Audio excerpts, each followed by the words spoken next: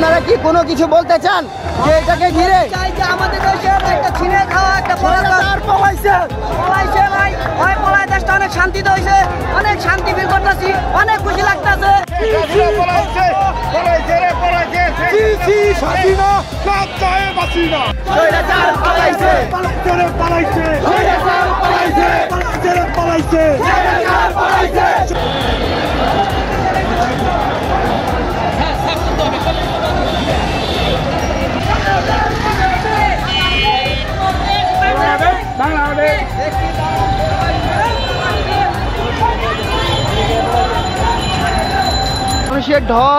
মানুষের ঢল কখনোই কমছে না, বরঞ্চ বাড়ছে।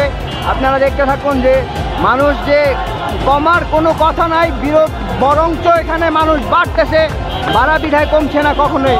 এখানে অতিমাত্রায় মানুষ শুধু বাড়তেছে আর বাড়তেছে।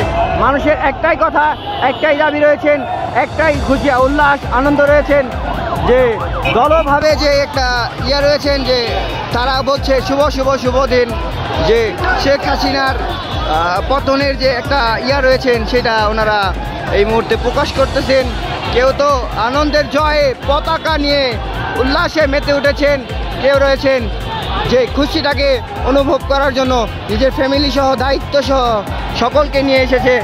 এবং আমরা দেখতে পাচ্ছি সেখানে সকল শ্রেণীর মানুষ রয়েছে আমাদের সাথে যুক্ত। তো দেখতে থাকুন HMNLP, ধন্যবাদ।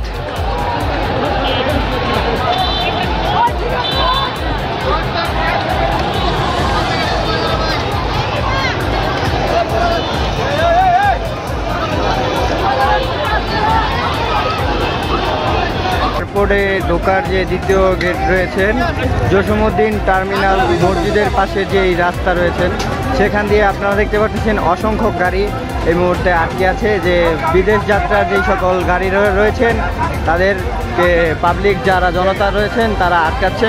তাদের সার্টিফিকেট দেখানোর পরেও তাদেরকে যাইতে দিচ্ছে না, বলতেছে যে আজকের জন্য সমাবেত স্থগিত থাকবে, আজকে কোথাও যাওয়া হবে না এবং আসাও যাবে না।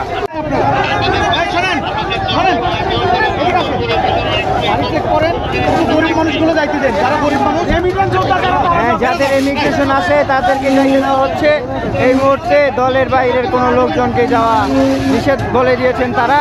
এই মুহূর্তে যারা আওয়ামী লীগ সদস্য না, যারা সাধারণ জনগণ রয়েছেন ওনাদেরকেই শুধু ছাড়ার ব্যবস্থা রয়েছেন এবং অনেক চেক করার পর ওনাদেরকে আইডেন্টিফাই করার পরে তারপরেই যেতে দিবে।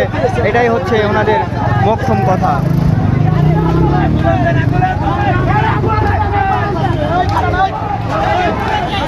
আপনারা কি কোনো কিছু বলতে চান যে এটাকে ঘিরে? চাই যে আমাদের দেশের একটা ছিনে খাওয়া একটা পলাইছে ভাই, ওই পলায় দেশটা অনেক শান্তিতে হয়েছে, অনেক শান্তি ফিল করতেছি, অনেক খুশি লাগতেছে। ওই যে পলায় গেছে অনেক ভালো লাগতেছে।